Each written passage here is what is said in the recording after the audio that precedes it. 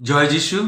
বিশ্বাস করি আপনি এবং আপনার পরিবার সকলে খ্রিস্টেতে ভালো আছেন এবং ঈশ্বর আপনাদের প্রচুর রূপে আশীর্বাদ করেছেন। এই জন্য ঈশ্বরকে ধন্যবাদ দিই।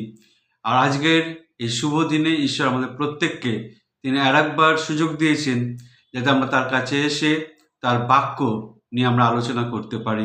আজকে যে বিষয়টি নিয়ে আলোচনা করব সেই বিষয়টি খুব গুরুত্বপূর্ণ। আপনার আমার খ্রিস্টীয় জীবনে এই বিষয়টি খুব গুরুত্বপূর্ণ। আর সেটি হচ্ছে আপনি বা আমরা কিভাবে একজন আত্মিক ব্যক্তিকে চিনতে পারবো। আত্মিক ব্যক্তি কে এবং কিভাবে আপনি বা আমি সেই আত্মিক ব্যক্তিকে চিনতে পারবো সেই বিষয় নিয়ে আমরা আলোচনা করব। আর যখন আলোচনা করব তখন আমরা নিজেরা নিজেদেরকে একবার প্রশ্ন করব, নিজেরা নিজেদেরকে পর্যালোচনা করব, নিজেরা নিজেদেরকে পরীক্ষা করব। আপনি বা আমরা কি সত্যি করে আত্মিকভাবে জীবনযাপন করছি? যদি না করে থাকি তাহলে ঈশ্বর আপনাকে আমাকে আর একটা সুযোগ দিয়েছেন যাতে আপনি এবং আমরা আত্মিকতায় জীবনযাপন করি। আর আজকে আত্মিক ব্যক্তি কে বা কিভাবে আপনি আত্মিক ব্যক্তিকে চিনতে পারবেন? যারা খুব বড় বড় প্রার্থনা করে, খুব চিল্লে চিল্লে প্রার্থনা করে, বা খুব বাইবেল ভার্স দিয়ে প্রার্থনা করে, বাইবেলের বাক্য দিয়ে প্রার্থনা করে, বা খুব ভালো প্রচার করে, খুব ভালো ভালো মুখরোচক কথা বলে আপনার মনকে আনন্দে মাতিয়ে দেয়, তারা কি আত্মিক মানুষ? বাইবেল সেই বিষয়ে কি বলে? আপনি বা আমরা আমরা যেন নিজেরা নিজেদেরকে সাবধান করি, যেন মানুষের কোনো বিজ্ঞতার দ্বারা নয়, মানুষের কথার দ্বারা যেন আপনি বা আমি প্রভাবিত না হই, যাতে ঈশ্বরের বাক্য দ্বারা আপনি এবং আমরা যেন জীবনযাপন করতে পারি। অনেক মণ্ডলী আছে যারা বিশ্বাস করে যে যারা বড় বড় প্রার্থনা করে, বড় বড় প্রচার করে, বড় বড় ডক্টরিন নিয়ে প্রচার করে, তারাই খুব আত্মিক। তা নয়। আত্মিক ব্যক্তিকে সেটা চিনতে হলে আপনাকে আমাকে বাইবেলকে অনুসরণ করতে হবে। বাইবেল আত্মিক ব্যক্তির যে বর্ণনা দিয়েছে সেই বর্ণনাগুলো আপনি এবং আমরা অনুসরণ করব।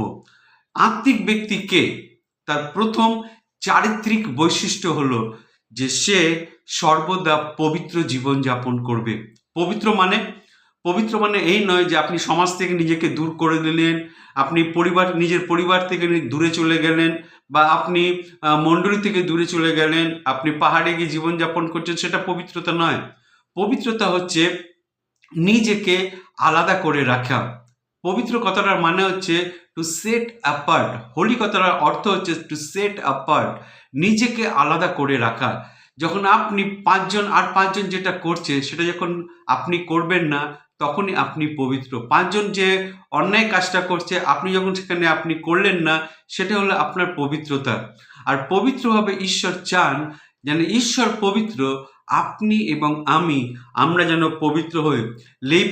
লেবীয় পুস্তকে সেটা বলছে, লেবীয় 20 অধ্যায় 7 পদ, যে ঈশ্বর পবিত্র, ঈশ্বর চান আপনি এবং যেন পবিত্র হই।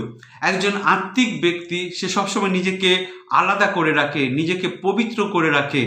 সে কোনো রকম জাগতিকতার মধ্যে জীবনযাপন করে না, সে নানা রকম কুসংস্কারের মধ্যে জীবনযাপন করে না। সে সর্বদা ঈশ্বরের ধ্যান করে, ঈশ্বরের কথা চিন্তা করে, ঈশ্বরের কথা বলে। আর সেটা হচ্ছে আপনার আমার জীবনে পবিত্রতার লক্ষণ।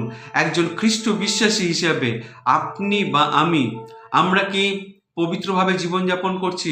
অন্য 10 জন যেটা করছে সেটা কি আমি করছি? যদি না করে থাকি তাহলে আপনি বা আমরা পবিত্রভাবে জীবনযাপন করছি। বাইবেলকে পবিত্র বলা হয় কেন? কেননা বাইবেল অন্যান্য পুস্তকের মতো নয়। অন্যান্য পুস্তক বিভিন্ন লোকেরা লিখেছে, বিভিন্ন লেখকরা লিখেছেন, তারা নিজেদের জ্ঞান বুদ্ধি দ্বারা লিখেছেন।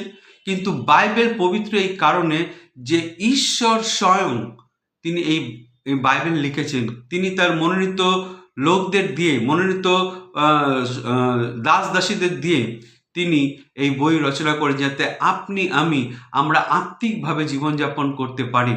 আর ঈশ্বর চান আপনি এবং আমরা যেন পবিত্র হই। জন ওয়েসলি, যিনি মেথডিস্ট চার্চের ফাউন্ডার, তিনি একটা হোলি ক্লাব খুলেছিলেন, পবিত্র একটা ক্লাব তিনি খুলেছিলেন। আর সেখানে তারা সব সময় প্রার্থনার মধ্যে দিয়ে জীবনযাপন করত এবং নিজেদেরকে তারা জাগতিকতার থেকে নিজেদেরকে আলাদা রাখত। এবং ঈশ্বর পরবর্তীকালে জন ওয়েসলিকে তিনি বৃহত্তর ক্ষেত্রে ব্যবহার করেছিলেন। ঈশ্বর পবিত্র এবং তিনি পবিত্র ব্যক্তিদেরকে চান যাতে তার কার্যে আপনি এবং আমি ব্যবহৃত হতে পারি। যখন আপনি এবং আমরা পবিত্রভাবে জীবনযাপন করি, তখন আপনাকে এবং আমাকে ঈশ্বর তিনি ব্যবহার করেন। আত্মিক ব্যক্তির প্রথম লক্ষণ যেটা হলো, সেটা হচ্ছে সে পবিত্রভাবে জীবনযাপন করে। সে কখনো জাগতিকতার মধ্যে জীবনযাপন করে না, জাগতিকতার আনন্দের মধ্যে জীবনযাপন করে না।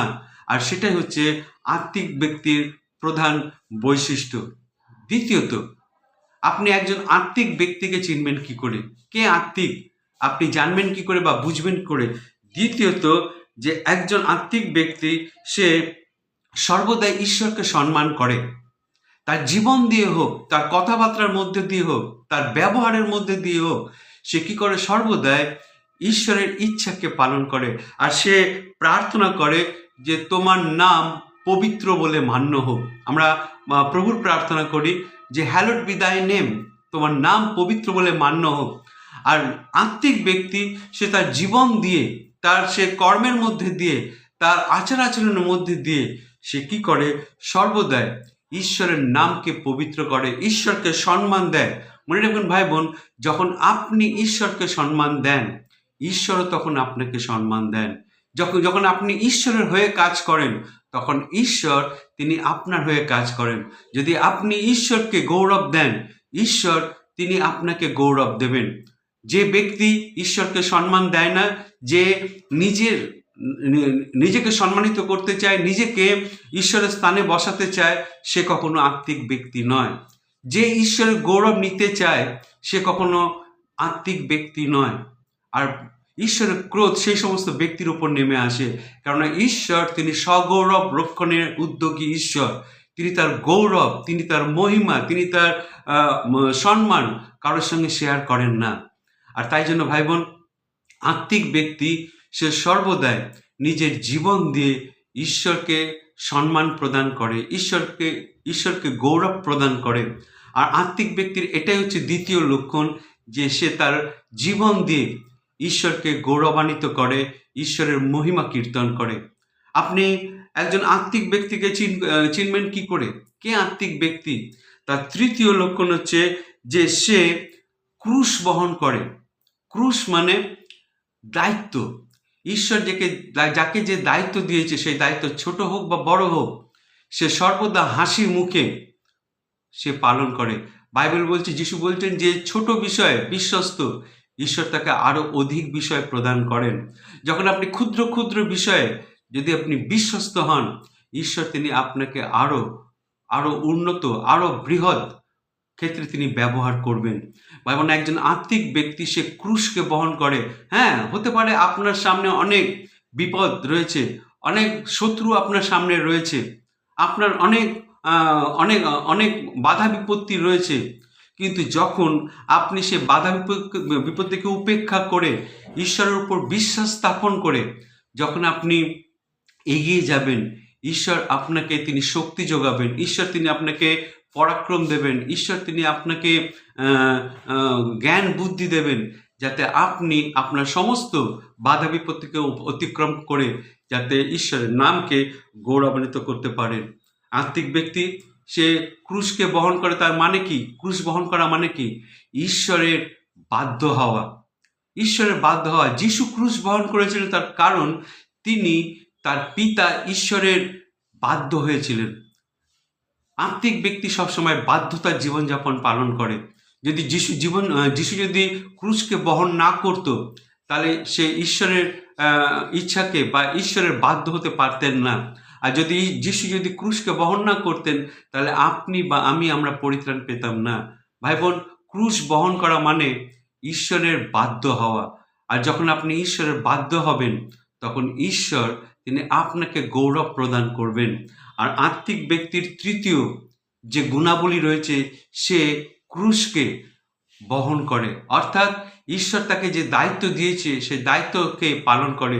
সেই দায়িত্ব যতই কঠিন হোক না কেন, যতই কমপ্লিকেটেড হোক না কেন, সে কী করে সেই দায়িত্বটাকে হাসি মুখে বহন করে। আর মনে রাখবেন, ঈশ্বর তিনি আপনাকে আমাকে শক্তি প্রদান করেন যখন আপনি এবং আমরা ঈশ্বর প্রদত্ত সেই দায়িত্বকে যখন আপনি এবং আমরা পালন করি। আত্মিক ব্যক্তি চতুর্থে যে চারিত্রিক বৈশিষ্ট্য, সে হচ্ছে সমস্ত বিষয়কে ঈশ্বরের দৃষ্টিভঙ্গিতে দেখা। আপনি আমি কোনো পরিস্থিতিকে যেন জাগতিক দৃষ্টিকোণ দিয়ে যেন না দেখি। কোনো সমস্যা যদি আমাদের সামনে আসে, কোনো বিপদ যদি আমাদের সামনে আসে, সেই সমস্যা বা বিপদকে যেন আমরা জাগতিক দৃষ্টি বা মানসিক দৃষ্টি দিয়ে, মানুষের দৃষ্টিভঙ্গি দিয়ে যেন না দেখি। যেন আপনি এবং আমি ঈশ্বরের দৃষ্টি দিয়ে দেখি। ঈশ্বর কোন দৃষ্টিতে তিনি দেখছেন। মনে পড়ে যখন পলিস্টিয়দের সঙ্গে যখন ইসরায়েলের যুদ্ধ হচ্ছিল, শৌল এবং তার যোদ্ধারা তারা এক জায়গায় বসেছিল, 40 দিন তারা বসেছিল। আর পলিস্টিয় সৈন্যরা ইসরায়েল সৈন্যদেরকে তারা কি করছিল? উপেক্ষা করছিল, তারা গালাগালি দিচ্ছিল, টিটকারি দিচ্ছিল।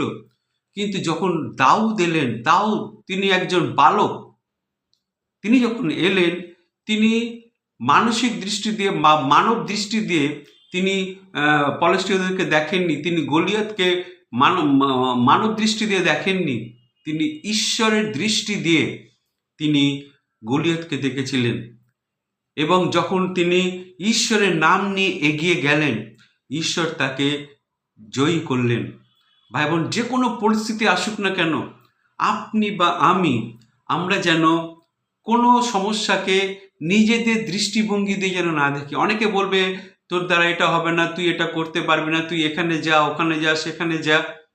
না, আপনি এবং আমরা যেন ঈশ্বরের দৃষ্টিভঙ্গি দিয়ে দেখি, ঈশ্বরকে বোঝার চেষ্টা করি যে আপনার বা আমার সামনে যে সমস্যাটা রয়েছে, সেই সমস্যার মধ্যে দিয়ে ঈশ্বর আপনাকে আমাকে কি বোঝাতে চান, কি বলতে চান, কি শেখাতে চান, সেটা যখন আমরা বুঝতে পারবো, তখনই আপনি বা আমি আত্মিকভাবে জীবনযাপন করি।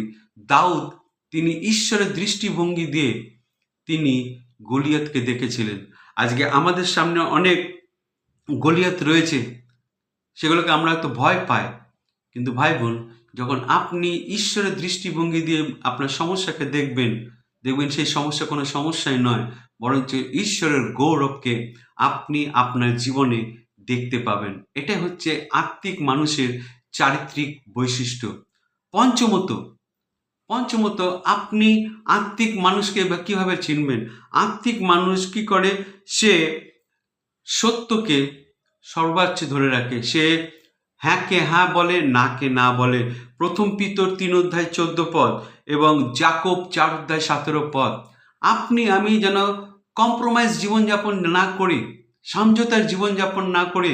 আত্মিক ব্যক্তি কখনো সমঝোতার জীবনযাপন করে না, কম্প্রোমাইজ লাইফ লিড করে না। আর তাই জন্য আপনাকে আমাকে জানতে হবে যে আত্মিক ব্যক্তি সে সত্যকে সবসময় তুলে ধরে, সে সঠিককে হ্যাঁ বলে, বেঠিককে না বলে। আমি নিজেদের ফায়দা পাওয়ার জন্য যেন আমরা কম্প্রোমাইজ না করি। অনেক ব্যক্তি রয়েছে, অনেক লোক রয়েছে যারা আত্মিকতার নামে, যারা spiritual in the name of spirit, তারা কি করে? সমঝোতা করে। আর যার জন্য ঈশ্বরের আশীর্বাদ তারা নিজেদের জীবনে দেখতে পায় না। ভাই বোন, আমি যেটা ঠিক তাকে ঠিক বলার অভ্যাস যেন আমরা করি, এবং যেটা ভুল সেটাকে ভুল বলার ক্ষমতা যেন আমরা রাখি। আর যখন আপনি ঠিককে ঠিক বলবেন, ভুলকে ভুল বলবেন, তখন আপনি আত্মিকভাবে জীবনযাপন করছেন। মনে রাখবেন, আত্মিকতা কখনো কেনা যায় না। কেউ আপনাকে আত্মিক তৈরি করতে পারবে না। নিজেকে নিজে তৈরি করতে হবে। ভাই বোন, ঈশ্বরের আশীর্বাদ যখন আপনার ওপর থাকবে, তখন নিজেকে নিজে তৈরি করুন। এই সমস্ত কোয়ালিটিগুলো, এই সমস্ত চারিত্রিক বৈশিষ্ট্যগুলো আপনি আপনার জীবনে নিয়ে আসুন। এবং যখন আপনি নিয়ে আসবেন, দেখবেন আপনি আত্মিকভাবে জীবনযাপন করছেন। আপনি পরভাষায় প্রার্থনা করতে পারেন, পরভাষায় গান করতে পারেন, পরভাষায় অনেক কিছু করতে পারেন। আপনি বড় বড় প্রার্থনা করতে পারেন, তার মানে এই নয় যে আপনি আত্মিক। যদি আপনার এই চারিত্রিক বৈশিষ্ট্যগুলো যদি আপনার জীবনে না থাকে, সত্যকে সত্য বলা, মিথ্যাকে মিথ্যা বলা, যদি এই সাহস যদি আপনার না থাকে, তাহলে আপনি আত্মিক ব্যক্তি নন। আর মনে রাখবেন ভাই বোন, আত্মিক ব্যক্তি সেই যে ঈশ্বরের সপক্ষে হয়ে দাঁড়ায়। যখন ঈশ্বরের হয়ে আপনি দাঁড়াবেন, ঈশ্বর আপনার হয়ে দাঁড়াবে। আপনি যেটা ভুল তাকে ভুল বলুন, যেখানে অন্যায় হচ্ছে সেই প্রতিবাদ করুন, আর দেখবেন ঈশ্বর তিনি আপনার হয়ে কাজ করবেন। ঈশ্বর তিনি আপনাকে কি করে শক্তি যোগাবেন, যাতে আপনি ঈশ্বরের নামে গৌরবার্থে ব্যবহৃত হতে পারেন। আত্মিক ব্যক্তির পরবর্তী যে চারিত্রিক বৈশিষ্ট্য, ষষ্ঠ চারিত্রিক বৈশিষ্ট্য, সেটা হলো আত্মিক ব্যক্তি প্রত্যেক ব্যক্তিকে তুলে ধরে, প্রত্যেক ব্যক্তির উন্নতি কামনা করে। যদি আপনি বা আমি অন্য ব্যক্তির উন্নতি কামনা না করি, যদি আমি আমার পজিশনটাকে ধরে রাখি, না আমার পজিশনে কেউ আসতে পারবে না, আমি এখানে যতদিন থাকবো ততদিন থাকবো, এই পজিশন আমি কাউকে দেব না, তার মানে আপনি আত্মিক নন। আপনি আত্মিক নন। আত্মিক ব্যক্তি অন্যকে নিজের থেকে শ্রেষ্ঠ হিসেবে জ্ঞান করে। আর সাধু পৌল তিনি ফিলিপিও পত্রে 3 অধ্যায় তিনি বলছেন যে আপনি এবং আমরা যেন অন্যকে শ্রেষ্ঠ হিসেবে জ্ঞান করি। অন্যকে যখন আপনি শ্রেষ্ঠ হিসেবে জ্ঞান করবেন, তখন আপনি হচ্ছেন আত্মিক ব্যক্তি। ভাই বোন, আত্মিক ব্যক্তির যে লক্ষণ, ষষ্ঠ লক্ষণ হলো যে আপনি এবং আমরা যেন অন্য ব্যক্তিকে নিজের থেকে শ্রেষ্ঠ হিসেবে জ্ঞান করি। অন্যের উন্নতি যেন আমরা করি। যদি আপনি অন্যের উন্নতিতে যদি বাধা দেন, অন্যের উন্নতিতে যদি আপনি কোনো কিছু কাজ করেন, যে সেই লোকটাকে যদি আপনি কাঁদান, সে যদি আপনার জন্য কাঁদে, সে যদি আপনার জন্য যদি বিপদে পড়ে, সে যদি আপনার জন্য তার যদি কোনো ক্ষতি হন, তাহলে আপনি বা আমরা আত্মিক ব্যক্তি নই। আত্মিক ব্যক্তি সর্বদা কি করে? অন্যের উন্নতি কল্পনা করে, অন্যকে এগিয়ে নিয়ে যাওয়ার চেষ্টা করে, অন্যের উন্নতির জন্য সে প্রার্থনা করে এবং সাহায্য করে। পরবর্তী যে চারিত্রিক বৈশিষ্ট্য একজন আত্মিক ব্যক্তির, আর সেই চারিত্রিক বৈশিষ্ট্য হলো যে সপ্তম যে চারিত্রিক বৈশিষ্ট্য হলো একজন আত্মিক ব্যক্তির, সেটা হচ্ছে আত্মিক ব্যক্তি সে কাউরের বিচার করে না। বিচার করে না। অনেক ব্যক্তি আছে অনেক বিচার করে, কেন ঈশ্বর তিনি আমাদেরকে বিচারের দায়িত্ব দেননি। যিশু নিজে বলছেন যে তিনি এই জগতে বিচার করতে আসেননি, তিনি বিচার করতে আসেননি। আমাদের কোনো রাইট নেই যে আমরা অন্যের বিচার করি, কেননা ঈশ্বর তিনি বিচার করেন। তিনি তার প্রত্যেককে সময় দেন, সুযোগ দেন যেন মন পরিবর্তন করি। কিন্তু যে ব্যক্তি মন পরিবর্তন করে না, ঈশ্বরকে ভয় করে না, তার উপর ঈশ্বরের বিচার নেমে আসে। আর সেই বিচার এই পৃথিবীতে সে জীবিত অবস্থায় উপলব্ধি করতে পারে। ভাই বোন, আপনি এবং আমরা যদি আত্মিক ব্যক্তি হই, আমরা অন্য কাউরের বিচার করব না, কেননা বিচারের দায়িত্ব ঈশ্বরের। পাল্টা নেবার কাজ বা প্রতিশোধ নেবার কাজ হচ্ছে ঈশ্বরের। যদি আপনার সঙ্গে কেউ খারাপ ব্যবহার করে থাকে, যদি আপনাকে কেউ কাঁদিয়ে থাকে, যদি আপনার যে যে প্রাপ্য রয়েছে সে প্রাপ্যতে যদি আপনাকে কেউ বাধা দেয়, যদি আপনার উন্নতিতে যদি কেউ বাধা দেয়, তাহলে তার প্রতিশোধ ঈশ্বর নেবেন। আপনি শুধু প্রার্থনা করুন। আত্মিক ব্যক্তি সে সর্বদা প্রার্থনা করে, আর যখন আপনি প্রার্থনা করবেন ভাই বোন, দেখবেন ঈশ্বর আপনার হয়ে প্রতিশোধ নেবেন। সে যেই হোক, সে যত বড়ই লোক হোক না কেন, যত ক্ষমতাবানই লোক হোক না কেন, ঈশ্বরের তিনি আপনার হয়ে প্রতিশোধ নেবেন। হয়তো আপনি ভাবছেন দেরি হয়ে গেছে, আপনি ভাবছেন যে ঈশ্বর বলে কেউ নেই, এত দেরি হচ্ছে কেন, কবে সুরাহা পাবো, কবে আমি ফলাফল পাবো, কবে আমি এটা পাবো সেটা পাবো। আপনি ধৈর্য ধরুন, আপনি অপেক্ষা করুন ঈশ্বরের জন্য, এবং দেখবেন ঈশ্বর আপনার চোখের সামনে আপনাকে যারা কাঁদিয়েছে, যারা আপনার সঙ্গে খারাপ ব্যবহার করেছে, যারা আপনার সঙ্গে অবিচার করেছে, তাদের প্রতিশোধ ঈশ্বর আপনার হয়ে নেবেন। আর আত্মিক ব্যক্তির একটা চারিত্রিক বৈশিষ্ট্য হলো সে কখনো কাউরের বিচার করে না, বিচারের ভার ঈশ্বরের। আত্মিক ব্যক্তির সর্বশেষ যে চারিত্রিক বৈশিষ্ট্য হলো 8 নম্বর, অষ্টম যে চারিত্রিক বৈশিষ্ট্য হলো সেটা হচ্ছে আত্মিক ব্যক্তি ক্ষমা করে। যদি আপনি ক্ষমা না করতে পারেন, যত বড় অন্যায় লোক আপনার সঙ্গে করুক না কেন, যদি আপনি ক্ষমা করেন, তার মানে আপনি আত্মিক ব্যক্তি। মনে পড়ে প্রভু যিশুর কথা? প্রভু যিশুকে কত অপমান করা হয়েছিল, তার মুখে থুতু দেওয়া হয়েছিল, তাকে থাপ্পড় মারা হয়েছিল, তার মাথায় কাঁটার মুকুট পরিয়ে দেওয়া হয়েছিল, কিন্তু তিনি ক্রুশ থেকে কি করেছিলেন? তিনি ক্ষমা করে দিয়েছিলেন। পিতো, ইহারা কি করছে তা জানে না, ইহাদেরকে তুমি ক্ষমা করো। যখন আপনি ক্ষমা করতে শিখবেন, ক্ষমা মানে এই নয় যে আপনি দুর্বল, ক্ষমা সেই করতে পারে যে সবল। দুর্বল ব্যক্তি সবসময় কি করে? রিভেঞ্জ নেয়। দুর্বল ব্যক্তি সবসময় প্রতিশোধ নেয়, কিন্তু যে ক্ষমতাবান ব্যক্তি সে সর্বদাই ক্ষমা করে। আর ভাই বোন, আপনি আমি যদি আত্মিক ব্যক্তি হই, তাহলে আপনি এবং আমরা ক্ষমা করতে শিখব। স্তিফানের কথা মনে পড়ে? যখন স্তিফানকে পাথর দিয়ে মারা হচ্ছিল, তখন স্তিফান প্রার্থনা করেছিল যে পিতো, এদের পাপকে তুমি ধরো না, এদেরকে তুমি ক্ষমা করো। আর এটাই হচ্ছে আত্মিক ব্যক্তির একজন লক্ষ্য,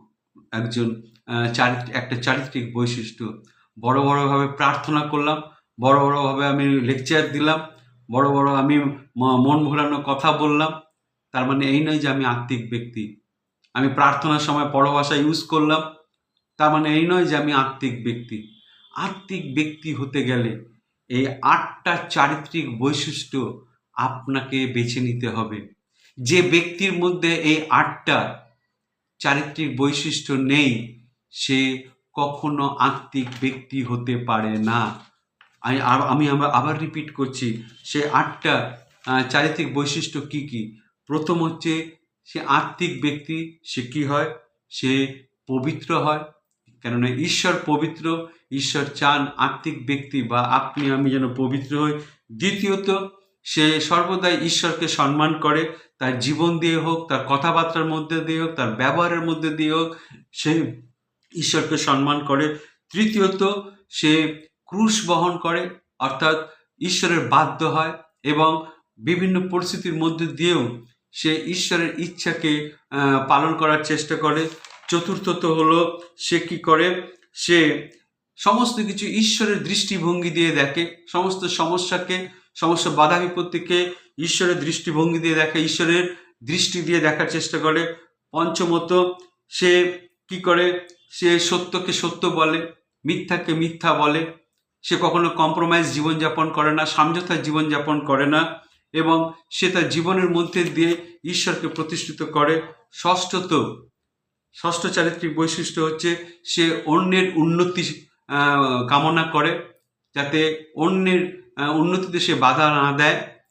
সপ্তমত, সে কাউরের বিচার করে না। এবং অষ্টমত, সে ক্ষমা করতে শেখে। যখন আপনি ক্ষমা করতে শিখবেন, তখন আপনি এবং আমি একজন আত্মিক ব্যক্তি। যদি আপনার মধ্যে এই 8টা গুণ যদি না থাকে, এই 8টা গুণকে আপনি ডেভেলপ করুন। আপনার জীবনের মধ্যে আপনি এই 8টা গুণকে ডেভেলপ করুন। আর যখন ডেভেলপ করবেন, তখন আপনি একজন আত্মিক ব্যক্তিতে রূপান্তরিত হবেন। আর ঈশ্বর চান আপনি এবং আমি যেন আত্মিকভাবে জীবনযাপন করি। আত্মিকভাবে এই নয় যে আমি খুব বড় ভাষণ দিলাম, আমি আত্মিক হয়ে গেলাম, তা নয়। আত্মিক ব্যক্তির এই 8টা লক্ষণ যখন আপনার মধ্যে থাকবে, তখন আপনি আত্মিক ব্যক্তি। এই 8টা গুণ যখন অন্যের জীবনে থাকবে, সেই ব্যক্তি আত্মিক ব্যক্তি। আজকে ঈশ্বর তিনি আমাদের প্রত্যেককে জ্ঞান দিক, বুদ্ধি দিক, যেন আমরা আত্মিক ব্যক্তিকে চিনতে পারি। আর যখন আপনি চিনবেন আত্মিক ব্যক্তিকে, তখন আপনিও আত্মিক ব্যক্তিতে রূপান্তরিত হবেন। ঈশ্বর তিনি তার বাক্যের মধ্যে দিয়ে আপনাকে এবং আমাকে প্রত্যেককে প্রচুর পরিমাণে আশীর্বাদ করুন। জয় যিশু।